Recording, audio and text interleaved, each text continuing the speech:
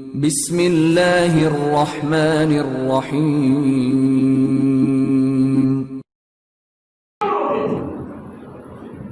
قرآن کو دیکھا ہوتے تھے۔ اگر کوئی بندہ ایسا ہو جس کو قرآن پڑھنا نہ آتا ہو، صرف وہ 4-5 مہینے قرآن کو دیکھے، صرف انشاءاللہ اللہ اس کو قرآن پڑھنا سکھا دے گا۔ اس میں نور ہے۔ ہمارے ساتھ ایک ساتھی تھے، انتقال ہو گیا ان کا، 1 مہینے میں سورہ فاتحہ یاد نہیں تھی، لیکن میں نے دیکھا جب بھی خالی ہوتی قرآن لے کر بیٹھ جاتے، جب بھی خالی وقت ہوتا قرآن لے کر بیٹھ جاتے جناب میں۔ تو میں نے ان سے پوچھا آپ روزانہ کتنے بارے پڑھتے؟ تو بولے مجھے پڑھنا نہیں آتا۔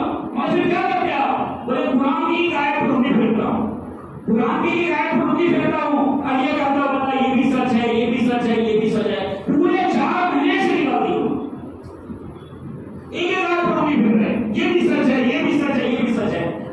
جماعت میں سے آ گئے، تقریباً 2.5-3 مہینے کے بعد امراوتی میں حیدر پور میں جب گھاس بکتا ہے، وہاں اس نے مجھے دیکھے اور مجھے بلائے اور مجھ سے کہنے لگے میں نے قرآن سیکھ لیا۔ میں کس سے سیکھے؟ تو بیٹی سے قرآن سیکھ لیا۔ قرآن دیکھنے کی وجہ سے اللہ قرآن پڑھنا آسان کرتا ہے۔ اس لیے میرے محترم دوستو، اگر ہم یہ چاہتے ہیں اللہ ان کو قرآن کی دعوت سے مالا مال کرے، تو قرآن کے پڑھنے والوں کو محبت بھائی نظروں سے دیکھنا، ان کو ہلکا نہیں سمجھو، ہلکا سمجھے تو محروم ہو جائیں گے۔ اب ان کے تنخواہ کو دیکھ کر آپ سوچیں گے نا ان کے پاس کیا تنخواہ ہے، وہ کیا ملتا ہے۔ اگر ان کو ہلکا سمجھیں گے اللہ محروم کر دے گا۔ اللہ کیا کرے گا؟ اور اللہ تعالیٰ ان کی تنخواہ اس لیے نہیں بڑھاتا ہے، کیوں نہیں بڑھاتا؟ کہ جتنے تنگ دستی میں زندگی گزاریں گے ان کے علم کے اندر نورانیت ہوگی، اور ان کے فخر فاقے کی وجہ سے جنت میں اس کے درجات بلند ہوں گے۔ جنت میں ان کی کیا ہوں گے؟ درجات۔ تو ان کو محبت بھری محسوس نہیں۔ ہمارے ساتھی میں انتقال ہو گیا، محمد علی بھائی کے طرف پڑے، بہت سارے لوگ آتے ہوں گے، ان کی لڑکی کو رشتہ آ گیا تھا، میں نے پوچھا رشتہ کو دیے نہیں لڑکی نے، کیا بات ہے کیوں نہیں دے رہے آپ لڑکی؟ تو کہنے لگے بولے حافظ صاحب لڑکے کو بہت کوشش کیا کہ عالم حافظ بنے، لیکن وہ نہیں بنا، تو میرے دل کی تمنا ہے کہ لڑکا تو نہیں بنا، کوئی لڑکی عالم حافظ کو دے دوں تاکہ ایک رشتہ قائم ہو جائے عالم حافظ سے۔ اور دیے لڑکی کو جو انجام کا وہاں نہیں صاحب کر کے ان کو دیے لڑکی کو۔ تو ایسے بھی لوگ نہیں کرتے۔ تو قرآن کے پڑھنے والوں کو دیکھ کر، اور دیکھو قرآن کو دیکھ کر کیسے دوسری بات نہیں جس کا تعلق اللہ سے ہوگا۔ ہمارے ایک بچہ ڈیٹ کرتا تھا، خط آیا اس کا، تو جو ماں کو پڑھنا نہیں آتا تھا، جس کو پڑھ کر سنانا ہے وہ نہیں رو رہے ہیں، اب وہ ماں رو رہی ہے۔ جو پڑھ کر سنانا ہے اس کو رونا، اور جو ماں سن رہی ہے پتا چلا اس خط والے کا تعلق اس اللہ کی بندی سے ہے، اس لیے اس کے خط دیکھ کر رو رہی ہے۔ تو میرے محترم دوستو، روزانہ اللہ کے کلام کی تلاوت کی پابندی ہو، اس سے ہماری زندگی تبدیل ہوگی، اور جتنا ہم دین کے کام کو پابند کریں گے اللہ زندگیوں کے اندر تبدیلی پیدا کریں گے۔ اگر آزاد بن کر چلیں گے تو زندگی تبدیل دشمی کریں گے، غلط بھی دیکھیں گے، اور دین کی محنت بھی کریں گے، لوگوں کو دھوکہ بھی دیں گے، کیونکہ آسان کریں گے لوگوں کو دھوکہ دینے کا یہ لباس ہے، اس سے آسان کوئی طریقہ نہیں دھوکہ دے گا۔ اور رضی رحمۃ اللہ علیہ کو جو بھیرو کیا آتا تھا، وہ ہمیشہ بھیج بدل کے آتا تھا۔ ایک مرتبہ رضی رحمۃ اللہ نے کہا جس دن تو ایسا بھیج بنا کر آئے گا میں تجھے نہ پہچانوں، اس دن اتنا انعام دوں گا تجھے۔ اب اس نے کیا کیا؟ پیسہ نہیں دے رہے، باہر پر جا کر بیٹھ گیا 10 منٹ کا، باہر پر جا کر 10 منٹ کر بیٹھ گیا، شہرت ہونے لگی، اور رضی رحمۃ اللہ کے پاس شہرت پہنچی، تو یہ بھی دنیا کے لیے گئے، اب بہت سارا سونا قیمتی چیزیں اس کو دینے لگی، اس نے لینے سے انکار کر دیا، اس نے لینے سے انکار کر دیا، اس نے واپس آ گئی کے بعد وہ گھروں پایا، کہنے لگا حضرت یہاں تو دیا آپ نے پہچانا نہیں مجھے، میں تو گھر مجھے بیٹھا تھا۔ تو اورنگزیب نے اس سے پوچھا کہ جتنا انعام تجھے دینے کا وعدہ ہے میں اس سے زیادہ مال لے کر آیا تھا، تو نے اس کو کیوں نہیں قبول کیا؟ تو اس گھروں پہ نے کہا جس لباس میں میں بیٹھا ہوا تھا اس لباس میں مال کی طرف نظر اٹھا کر دیکھنا، اس لباس کی بدنامی کرنا، اس لباس کی بدنامی کرنا۔ تو میرے محترم دوستوں، دین کی محنت اگر پابند ہو کے کریں گے تو اللہ زندگی میں تبدیل بن جائے گا۔ تو سب سے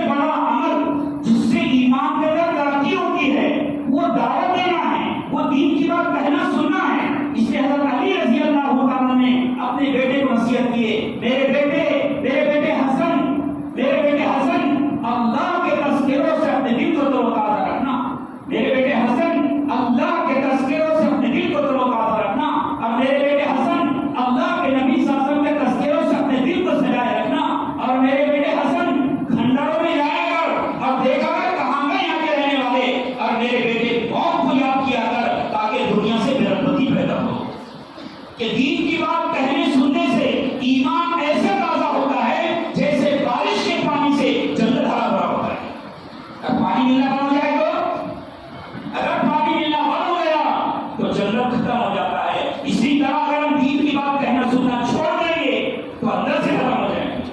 یہاں تک کہ ایسے ختم ہوں گے دین کی محنت کرنے والا بھی اچھا نہیں لگے. دین کی محنت کرنے والوں کو دیکھ کر کیا سوچیں گے آگے دین ہوتا ہی کام ہے اٹھے چھوڑے چلے. ایک ساتھی سے ہماری ملاقات تو ہمارے بستی کے اندر بہت پرانی بستی ہے آپ کے کام کرتی. یہاں تک کہ ہمارے پرانے جو بزرگ ہیں نا ابھی انتقال ہوا وہ بتاتے تھے ہم جہاں پہ 3 دن جاتے تھے دراتی اگر جاتے تھے دراتی اگر جاتے تھے اور دراتی جمع جاتی تھی 2 لوگ خدمت میں گئے ہوتے تھے گھاس کاٹتے تھے بازار میں گھاس بیچتے تھے وہ پیسے میں جمع کھایا کرتے خدمت کرنے والے اس کی خدمت کرتے.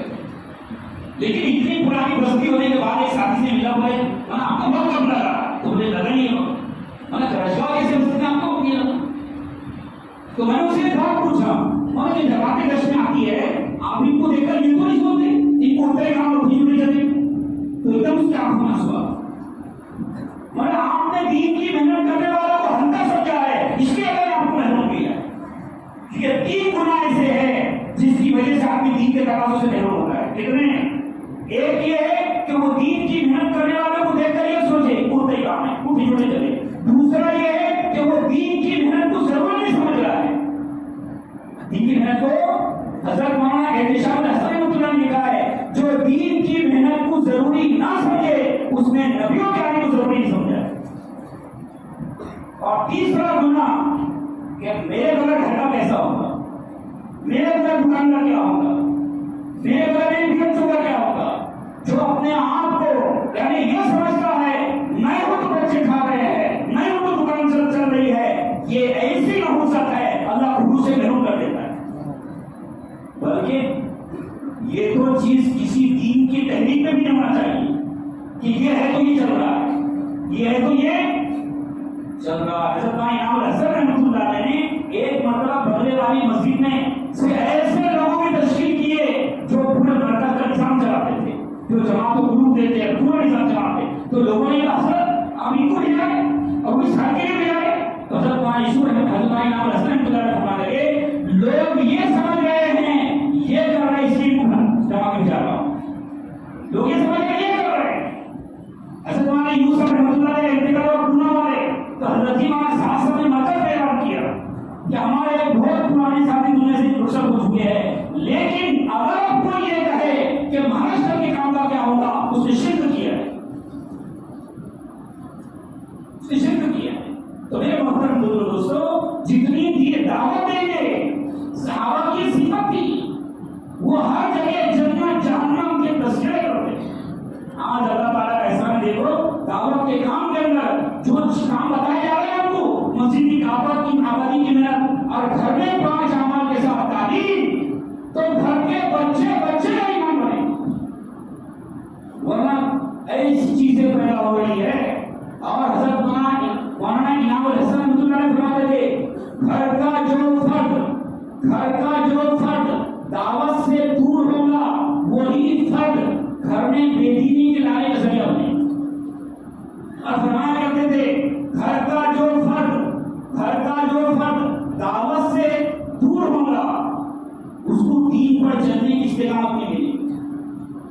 کیوں کہ ماحول کا جو دین ہوتا ہے اس میں استقامت نہیں ہوتی ہے. جو دعوت کا جو دین ہوتا ہے وہ آدمی کو دین سے نہیں ہٹاتا ہے. کوئی خوشی کوئی کمی کوئی لالچ کوئی خوف دین سے نہیں ہٹا سکے کس کو جو دائی ہوگا جیسے صحابہ تھے دعوت کا دین تھا کوئی خوف کوئی لالچ کوئی ڈر ان کو اللہ کے دین سے نہیں ہٹا سکتا وہ دین سے نہیں. اور آپ دیکھو ہمارے پڑوس میں ملک ہے جب تک وہاں سننے شریعت کے مطابق حکومت تھی کوئی بغیر داڑھی کا نظر نہیں آتا تھا کوئی بغیر ٹوپی کا نظر نہیں آتا تھا کوئی بغیر نقاب کی نظر نہیں آتی تھی. لیکن جس دن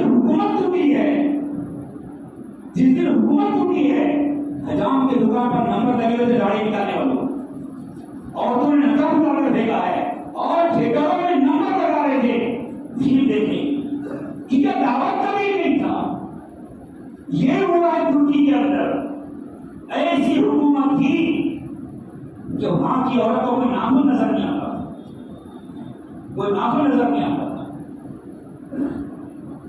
اور دین کا مرکز تھا، اور ان کے ہوتے ہوئے مسلمان تو کیا کسی پر ظلم نہیں ہو سکتا.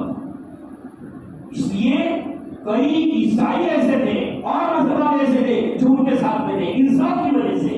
کیونکہ حضرت علی رضی اللہ کا قول ہے، حضرت علی رضی اللہ کا قول ہے، حکومت شرک کے ساتھ تو چل سکتی ہے، ظلم کے ساتھ نہیں چل سکتی.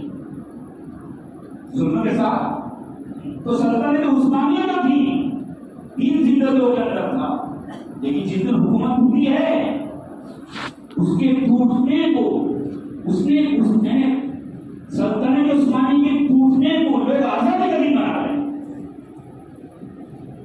جبکہ پورے دنیا کے علماء کرام کی یہ چاہت تھی کہ یہ نہ ٹوٹے.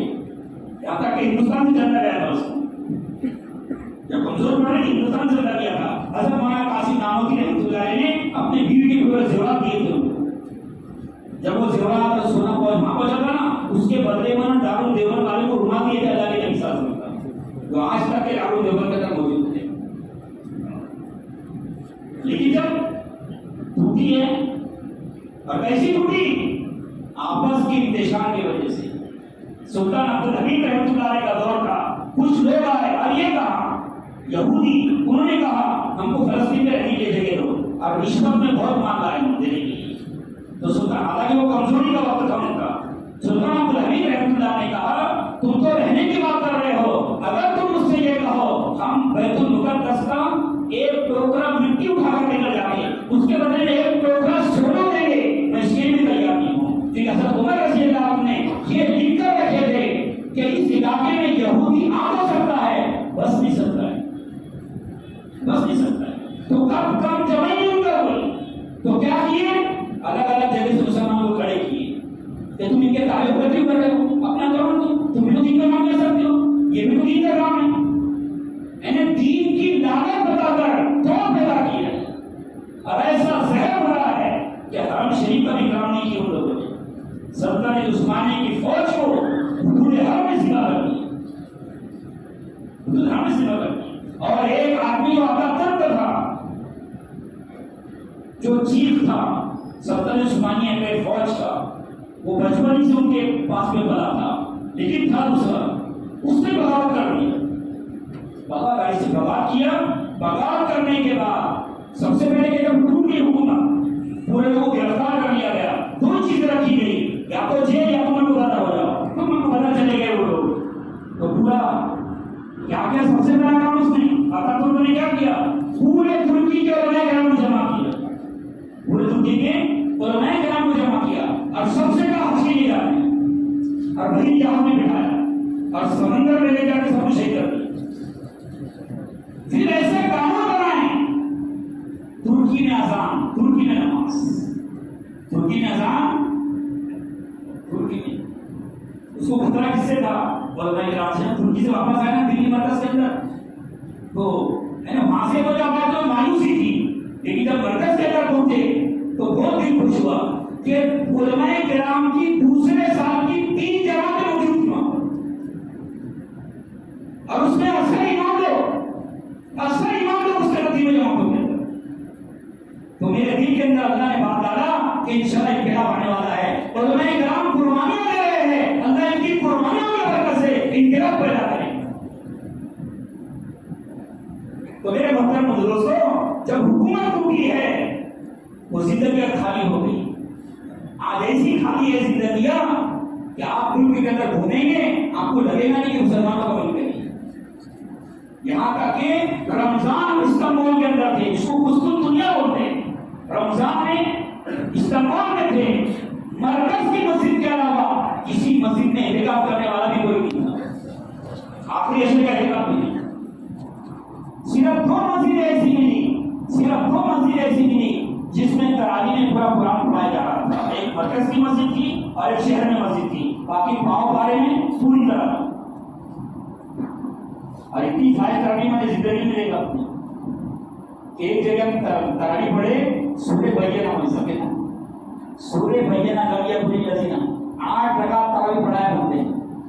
سورہ بینہ میں کتنے رکعت؟ الف لام میم سے مفلحون تک 4 رکعت تراویح، الف لام میم سے مفلحون تک.